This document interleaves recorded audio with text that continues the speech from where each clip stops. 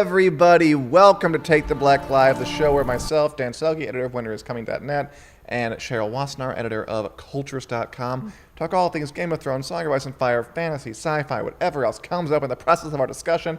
How are you all doing today? Hello, Marianne, Renee, Karen, Julie, of course, Kim, and the other people who are joining us today. Cheryl, how are you doing? I'm doing well, Dan Selke. I'm doing well, too. Wonderful. Okay. We have a lot of news to cover today. Exactly. As always, big weeks happening in Game of Thrones news. Okay, I wanted to start with this. Every season of Game of Thrones, it's never just the episodes, right? This is a big show, so HBO's always made like behind-the-scenes documentaries. I think they made something called The Game Revealed last season. Remember that? Yes, I do. How they made it. And this being the final season, of course they're going to do something huge. I mean, this is going to be watched by so many people. It's going to be so intense. Yeah. And it came out, Sean Bean, who played Ned Stark back in the way long ago in the first season, was talking to, I think, The Hollywood Reporter, and he said that he actually visited the set of the show for its final episode and filmed a big reunion show hosted by Conan O'Brien, the tall redhead on the television, with the whole cast. And I can already kind of picture myself with my heart swelling a bit as I watch that final one. I mean, my heart has grown like 1.5 sizes already. He says, it was the last episode, so we all got together. It was good. It was for season 8, the last one. So they decided to get all the characters together for a bit for this big show in Belfast, and he kind of hosted the evening, being Conan O'Brien. Oh, it's going to be very, very bittersweet, but it could be really, really fun to see everybody together, like the old characters coming back, to just reflect on this giant of a show and what it did for entertainment, what it did for Belfast. And it was filmed during the filming, so all the emotions will be raw. We're going to see Sophie Turner break down, probably. We're going to see some hearts and throats. I can picture that being really, really good. Yeah, I'm actually excited. Like most of the time when they do a reunion special for like Survivor or RuPaul's Drag Race or something like that, I'm like, I don't have enough bandwidth for this. But like, if I have the chance to see Pedro Pascal, we could be there, and like Jason Momoa and Kit Harington and maybe even Richard Madden. They could bring back like Sybil Kelly and who played Shay. Yes. And I'm blanking on Catelyn's actress's name. Michelle Fairley. Michelle Fairley. That there would we be go. Great. Yeah. That would be so much fun. I want everything. I want it to be huge and fantastic. Christina Hurst is going to be included on the Blu-ray DVD. I'm sure it will be. I'm sure it'll be put out beforehand. Like, usually I don't get that excited for behind-the-scenes stuff. I mean, it's nice. Like, oh, here's how you made the zombie polar bear. But something that brings them all back, that could be pretty special. I could see them airing it.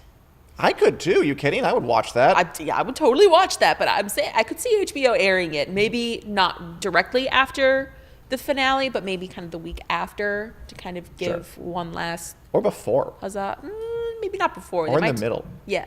Oh, if they air it in the middle, we riot at dawn. You don't like the phrase. I do. It's a good phrase. Only if Conan hosted it, would it be on Conan's show? No. Not necessarily. Not necessarily. Not by the way he worded it. Yeah, Corinne asks if it will air on HBO or only be on Blu-ray. I don't know. I'd figure something this big, they would air it on the channel themselves. Why not? The Game Reveal was just released like on YouTube, I think, in between stuff. But something this big, I'm already looking forward to it. Okay, so that's pretty cool. We also got information on Arya Stark's final scene. And use that in quotes. Maisie Williams talking to The Guardian about the last scene she filmed for the show, which is not necessarily the last scene Arya is in, but the phrase Arya's final scene is just so has a high gravitational pull. Semantics. Go on, exactly. Dan. I think she was one of the last ones who finished, actually. Yes. Like she was either the last one or one of the last ones. Maisie Williams, talking about Arya in season 8, said that season 8 is quite big for me. I had a lot more to do, which is great. More Arya is always nice. She did amend quickly. She was like, mainly because there's just less characters now, so everyone's got more to do. And I looked at that and I'm like, good save, Williams. That's nice. Suspect. Highly suspect. Go on. But about her final scene, she said, I ended on the perfect note. I was alone. Shocker. Arya's always bloody alone. but I was alone and I had watched a lot of other people rap. I knew the drill. I had seen the tears and heard the speeches. I'm hoping that's just like the final scene she filmed was Arya alone. It did make me think a little bit, though. How would you like Arya's journey to end? She's an interesting one. Mm-hmm. She's such a singular kind of person, like a very extremely individualized individual who has forged her own path. Like, it's hard to picture her, like, being happy in a happy ending, or what? Like, maybe she'd, like, wander off into the sunset at the end and, like, go be a wandering samurai type. I mean, I would be into it. Would watch. I, like, came up with, like, a tinfoil hat theory, which is basically that, like, Arya is alone because a faceless man comes up and kills her and takes her face. Always a faceless man. It's always a faceless man, Dan. But that was just my tinfoil hat theory. If it is actually the last scene and she is actually alone, that does make some sense for her. It does. It's kind of sad, though. Yeah, well, not everything has to be happy. Even That's true. A happy ending. That's true. Might even make you appreciate. You can only murder more. so many people before it's like you can't really go back at some point. Yeah, you know. Although she could. Too much murder, and we'll just be desensitized to it.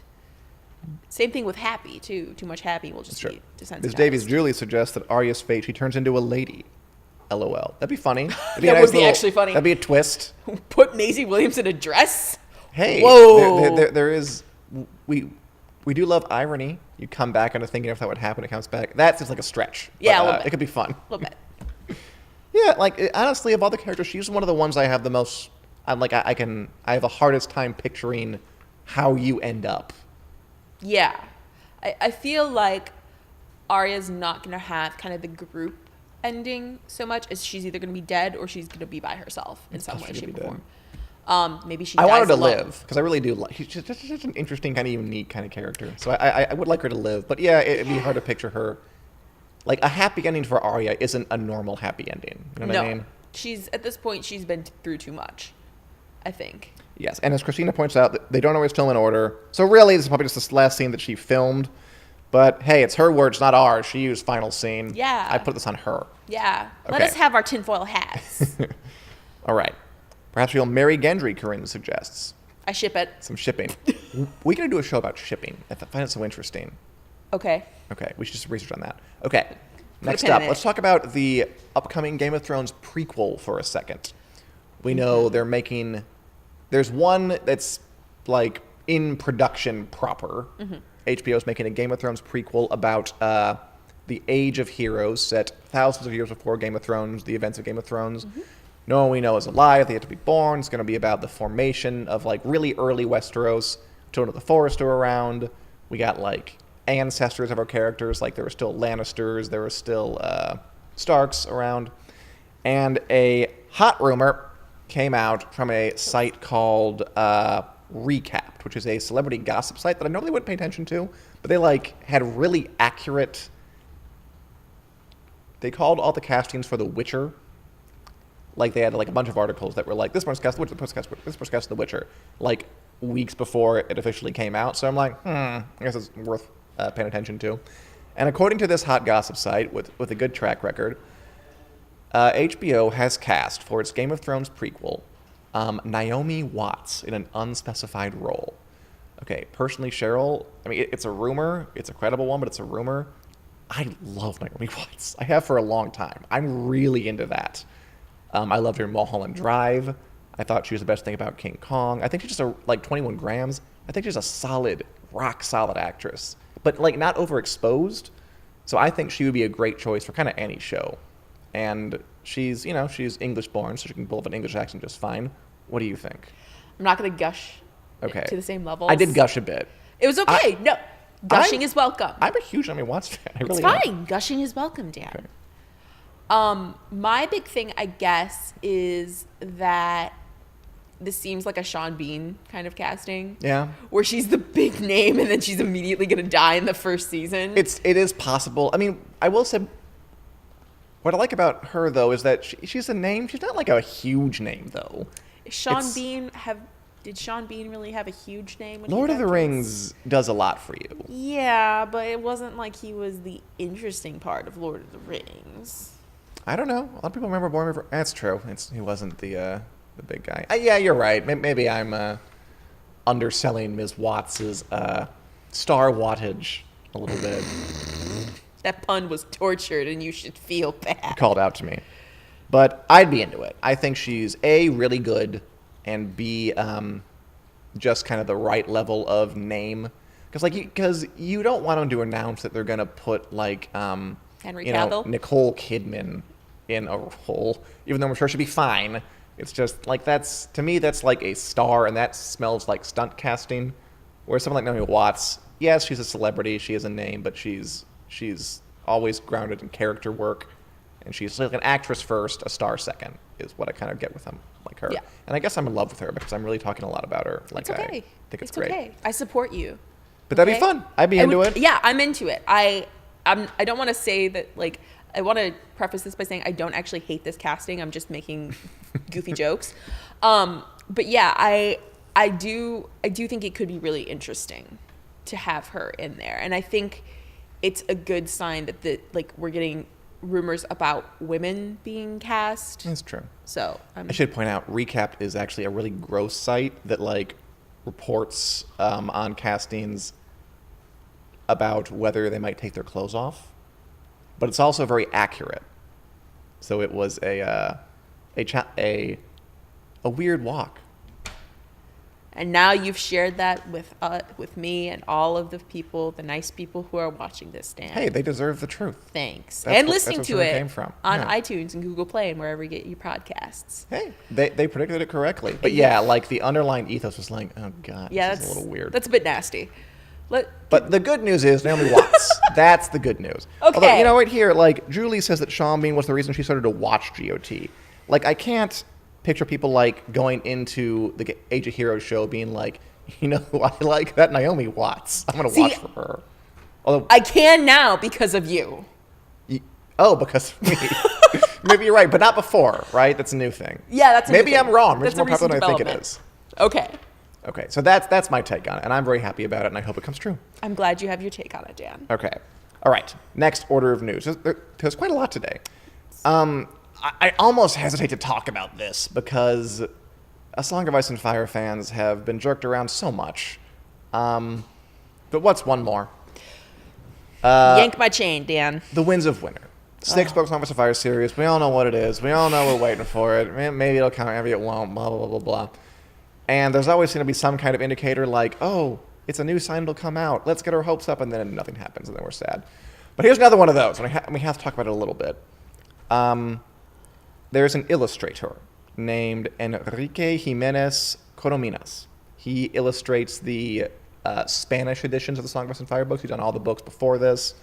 And he recklessly, callously, maybe even cruelly tweeted a couple of things about a new piece of artwork he had created, saying, and I quote, with help of Google Translate, "This stays between us, but I just finished a cover for a book by George R.R. Martin."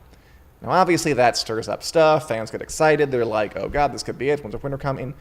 And it's happened so many times that I didn't want to do it. But then he even confirmed in a follow-up tweet, it's not for Fire and Blood, so that option is out.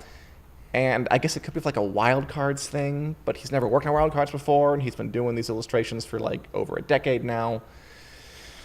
And, you know, process of elimination, it sounds like he might have drawn the Winds of Winter cover. And I don't, why is he being coy? Okay, here's my question to you. Is Mr. Corominas being cruel on purpose, or is he just naive and hurting people negligently?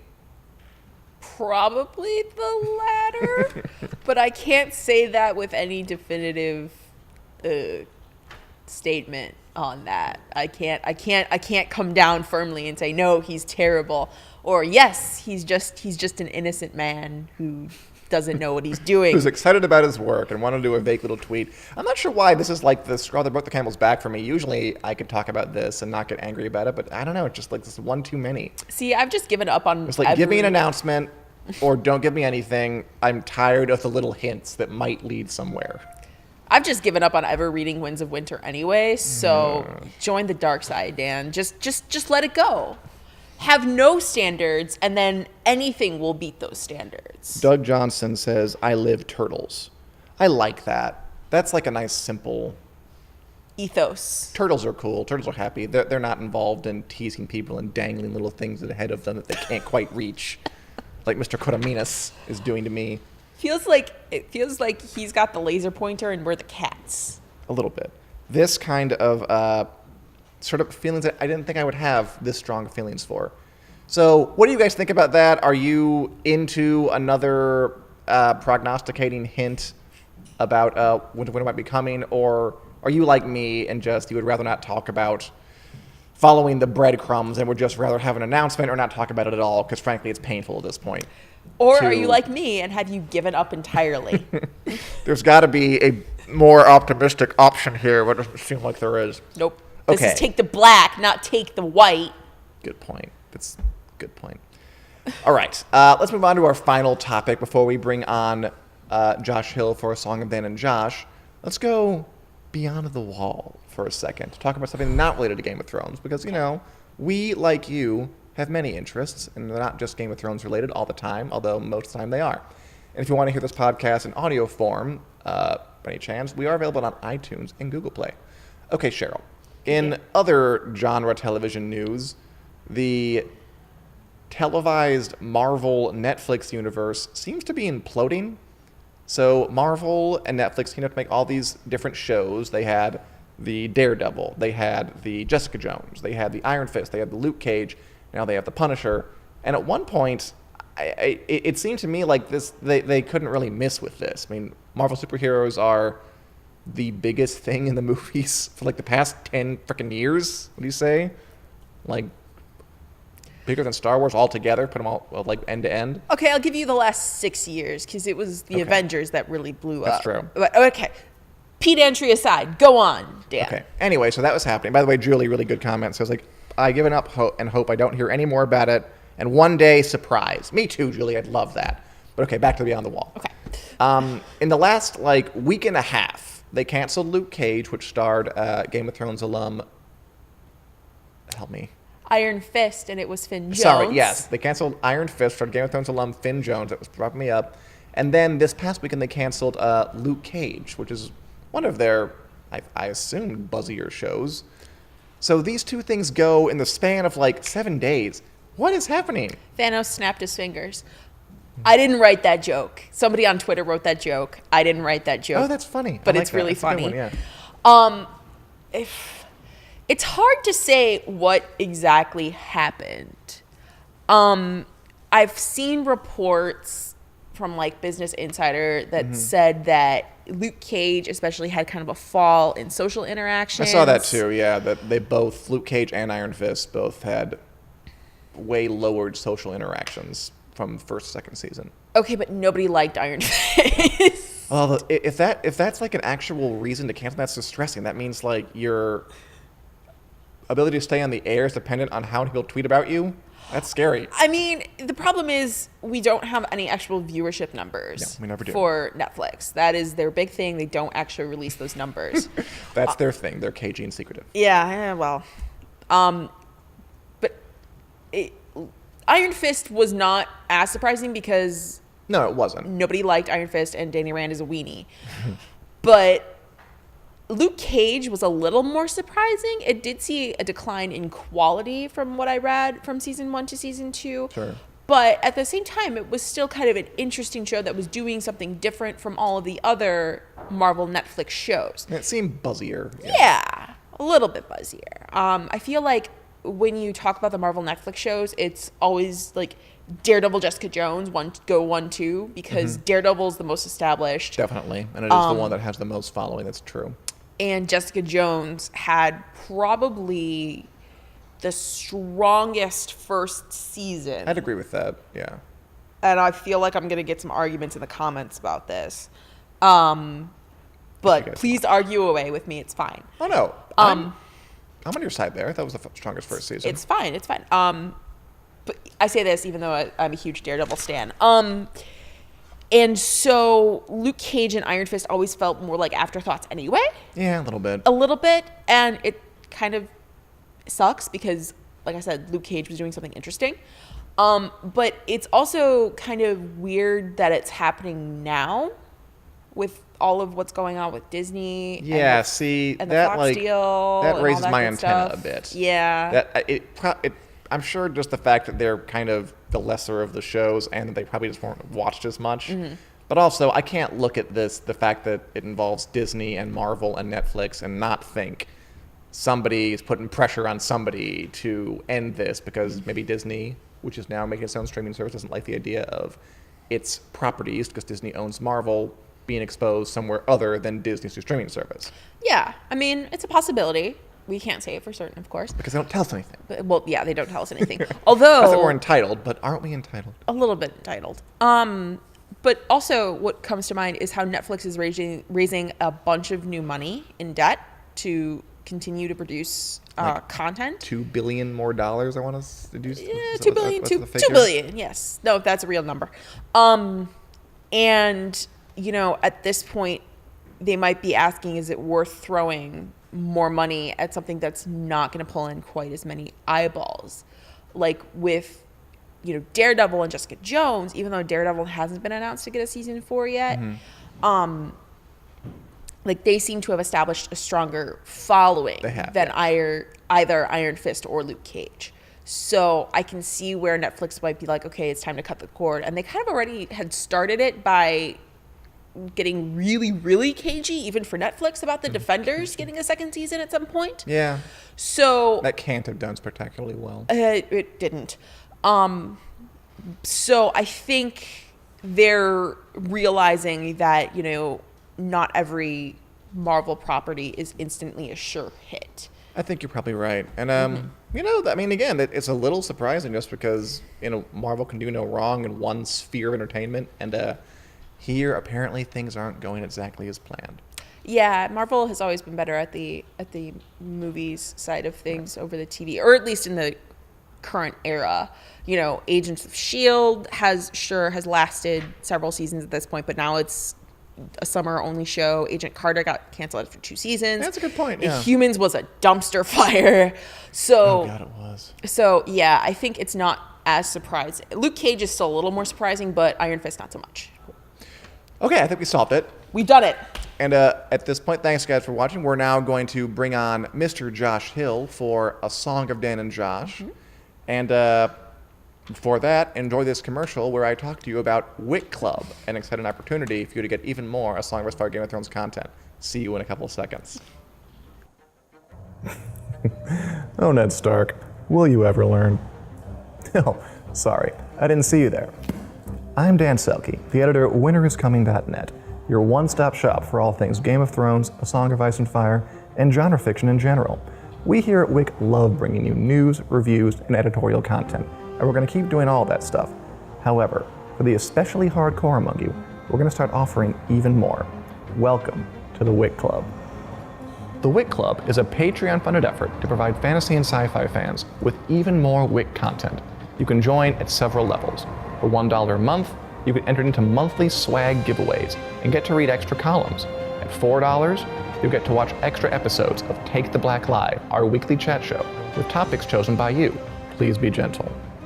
And at the Valyrian Steel level, that's $10 a month, you get Wick Club t-shirts and access to a new segment we're calling Drinking and Knowing Things, a monthly live stream where I drink wine and talk with all of you in a free-flowing conversation about Game of Thrones, fantasy, sci-fi, and whatever else comes up after I've had a few. Just to be clear, we're not going to stop doing anything on Wick we already do, and we're hoping to add more stuff anyway. The Wick Club is a way to produce even more content, and hopefully to get to know some of you better. You can find links to more information below.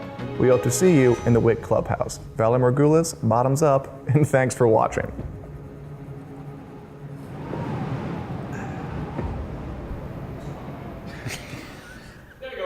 Welcome back, everybody, to Take the Black Live. Hope you enjoyed that. We now have Josh Hill from Fansided.com on here to talk about A Song of Ice and Fire. Yep. On this series, Song and Josh, we go through every single chapter of the Song of Ice and Fire series, picking it apart, seeing what makes it work.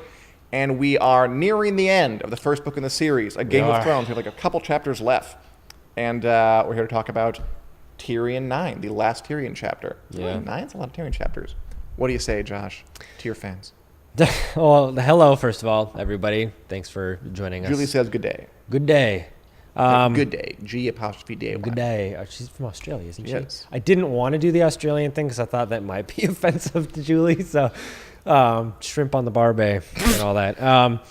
No, we're getting to the end here of this. Yeah. This has been a long, strange journey through Game of Thrones, and Tyrion. It's starting to look like, because in the show, the big thing is him being pit against Tywin, and we even saw that earlier in the chapter with the infamous large helmet chapter, in which Tywin is basically like, I kind of wish you would have died on the battlefield. Yeah, would have been nice. And again, like admitting it. Yeah, it's never what you want to hear. And now he's kind of like pulling him into these private conversations here because Jaime, of course, has been captured at River Run. And this is a whole thing for Tywin, which is really kind of a swipe at his pride because it's the Lannisters who are these powerful beings who are overseeing all of Westeros, and they're untouchable. They feel like they're untouchable, which is what the impression we get from Cersei and Joffrey kind of running roughshod through claiming the throne through probably illegitimate ways. Tywin here has kind of been dealt a blow with Jaime has been captured, and he kind of almost writes him off. By the Starks. Yeah, he kind of almost writes him off. And he's like, well, all right, and that's kind of what Tyrion takes a little bit of offense to. Yeah, that's Tyrion's prognosis. So really quick, Julie says, bad accent, but at least you tried. So I'll work on it each week a little bit better. If you want to commit, okay, it's your funeral. It's for Julie. And Corinne says hi.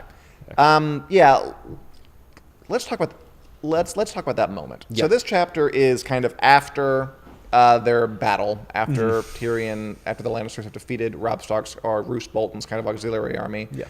And to me, this chapter is kind of a follow through and setup. Nothing really huge. There's no battle. There's no there's no climax. It's just here's what happened, and now we need to set you up for the next book. So we're going to talk about what's going on. We're going to get Tyrion to where he needs to be, which is King's Landing, where he does his whole hand of the king thing. Yeah. And the entire thing is basically just the Lannisters, Tywin, and Tyrion, and all their lords and advisors in a room talking strategy. Yeah. Like, that's the entire chapter. And this key moment comes when Tywin sends everybody out, Tyrion stays, and he gives him responsibility. You're going to go to King's Landing and be the hand of the king, keep Joffrey in line. And as you said, Tyrion interprets this as, oh, Jaime's captured, you've given up on him, now you're putting this on me.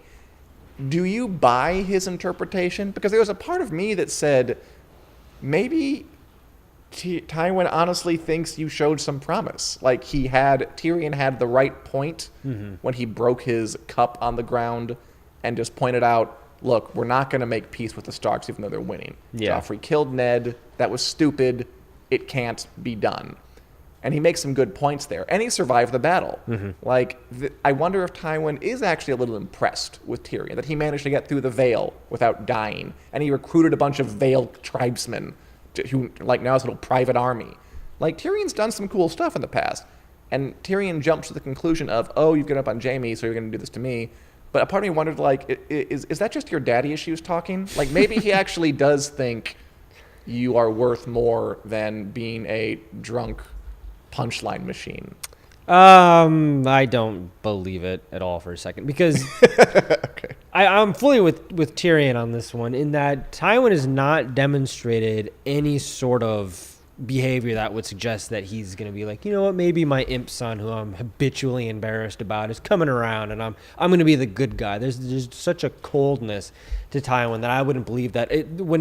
When all of that happened, my thought was there's an ulterior motive here. Tywin's playing a long game where he's sending Tyrion back and he's going to give him a little bit of power, but there's something else here. There's a reason why he's doing it. He's not doing it because he's nice or because he believes in Tyrion. He's doing it because his golden son he thinks will be executed and he needs a replacement. Yeah, there's something else at play here in Tywin's mind.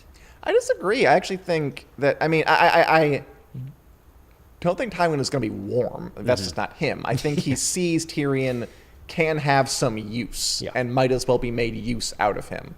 I'm not sure it's that. I think he might have done this even if Jaime had not been in danger, because Jaime's not good at being a hand of a king, making decisions, and that's not yet anyway, doing the smart thing. Tyrion is. I think Tyrion might see that.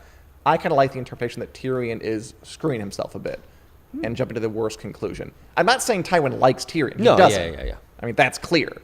But I think Tywin might have a little more faith in Tyrion now that he's done some of this stuff. And just because Tyrion is so conditioned to think that Tywin couldn't possibly see anything useful or good in him, he jumps to, you give it up on Jaime, you bastard. Yeah, the conditioning of Tyrion being bastardized his entire life.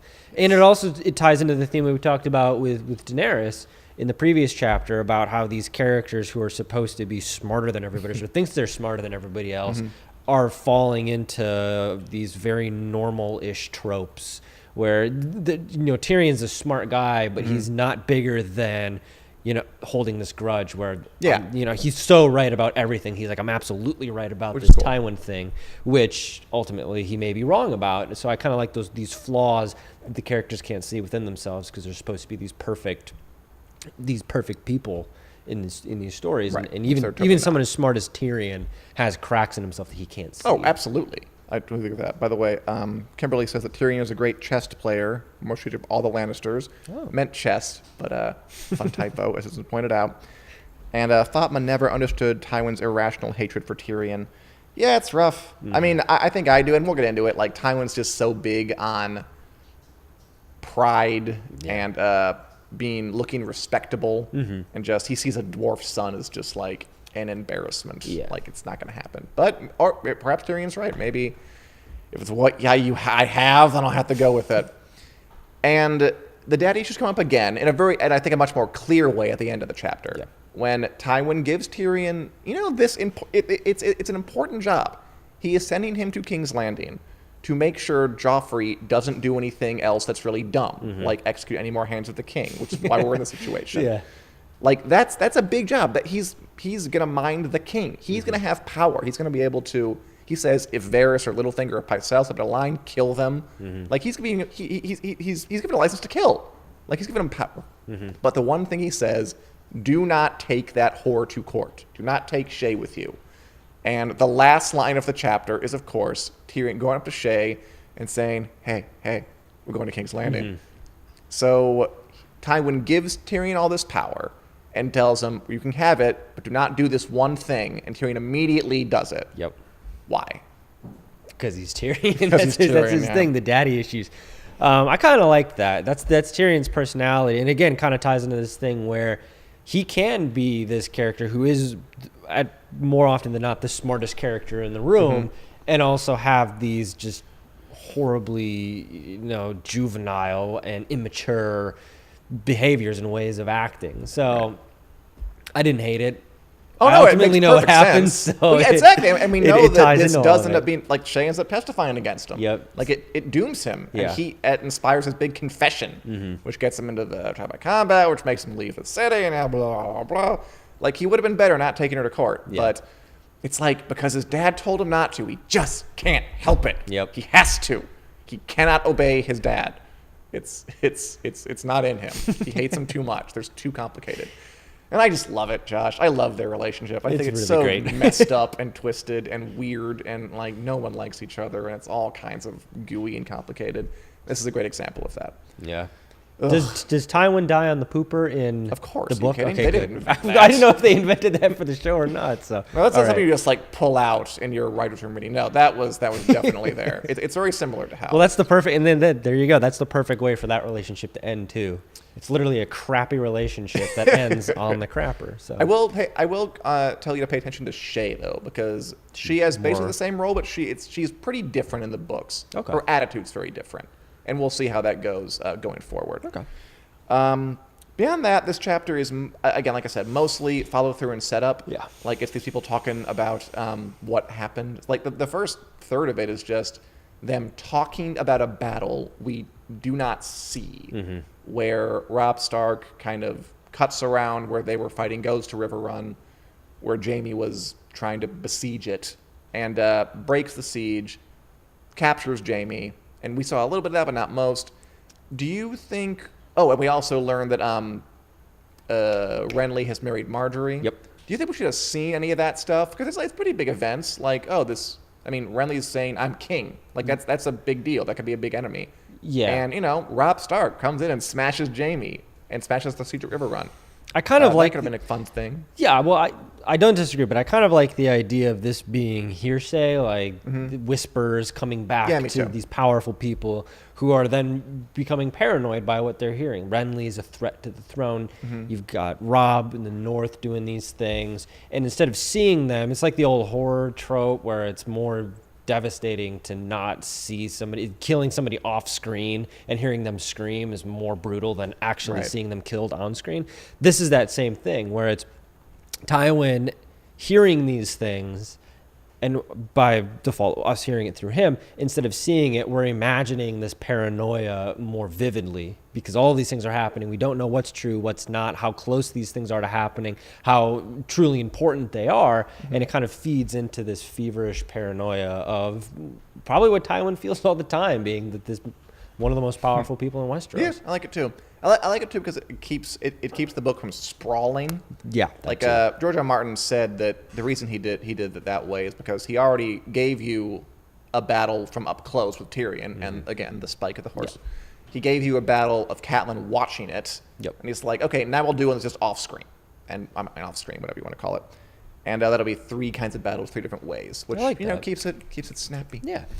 Corinne, by the way, says Tywin is just using Tyrion. He knows he could possibly control Joffrey, unlike his mother. I agree with you, Karen. I think Tywin does see use in Tyrion. Doesn't mean he likes him, never that. But I do think he's appreciating Tyrion, and that Tyrion is just, he can't come to grips with that. And Julie Davis agrees with Karen. All right, we're all there. All right. And of course, Corinne says the Lannisters are the definition of family dysfunction. They are, and God bless them for it. The other thing I wanted to point out just really quick is there's good dialogue here. Like it's very expository. Like they're just talking about what happened. Yeah. But there's some fun little bon mots in there. Like they introduced a dude named Sir Harris Swift, who will come back. He's not in the show, but he is in the books. Harris Swift. Harris Swift. It's a great name. And I just like that they're all talking about like, oh, so this happened, so we should march this way, or should we offer peace? But Harris Swift's only contribution is yelling, how could it happen? Sir Jaime taken, the siege broken, this is a catastrophe. Like, ever been in a meeting where some person, their only contribution is to whine? Yeah. And like, you're not offering anything? Like, that's all he does. He's Bill Paxton. Game over, man. Game over. Great. So can we do something about it? So I liked him, and he'll recur, which is fun. Awesome. I also like Tyrion's line. What was it like? Take heart, father. At least Rhaegar Targaryen is still dead. Like Tyrion. He's always poking little holes. Great. And Julie says, but remember, Tyrion always goes back to defending his family. It's true. It might end up being really important in the near future of Game of Thrones. We'll just have to see that. All right, so that was, Oh, and I have to say that Tywin calls Varys a cockless wonder. It sounds like it's important to point out. Yes, sure. Put that on a T-shirt. Yeah. I don't think that made it into the show. It does sound kind of like anachronistic. It does.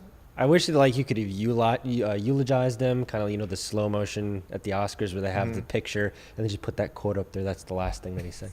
There you go. That's how we're going to remember Tywin. So. Exactly. Anything else, Josh, you noted about this chapter? No, a lot of table setting. It did feel like when you get to the end of a movie where kind of like Lord of the Rings or Star Wars, where there's going to be another one, and you're in the last 15 minutes of the movie, and it's kind of like your table setting for window dressing. Totally what it is. Yeah, so you get characters coming in and saying these things. You're like, ooh, there's more action, but I definitely know I'm not going to see it until the next movie comes out. So that's kind of what this chapter felt like. Well, right now, that's like what we're doing now, basically. We're doing like the tail end of Sansa's story set up for the next one. We're just at the tail end of Tyrion's. Next is the last Jon chapter, the tail end of Jon's chapter. Yeah. And we'll be doing that in a couple of weeks. I think we'll take next week, Halloween, off for Song and Josh. We will be here for Take the Black Live. More Game of Thrones news, more Song of Ice and Fire news. We're available on iTunes, Google Play. You can join the Wick Club for even more super cool content. And I will see you next week here at 4 o'clock on Take the Black Live on the Going to My Facebook page. Thanks for watching, everybody.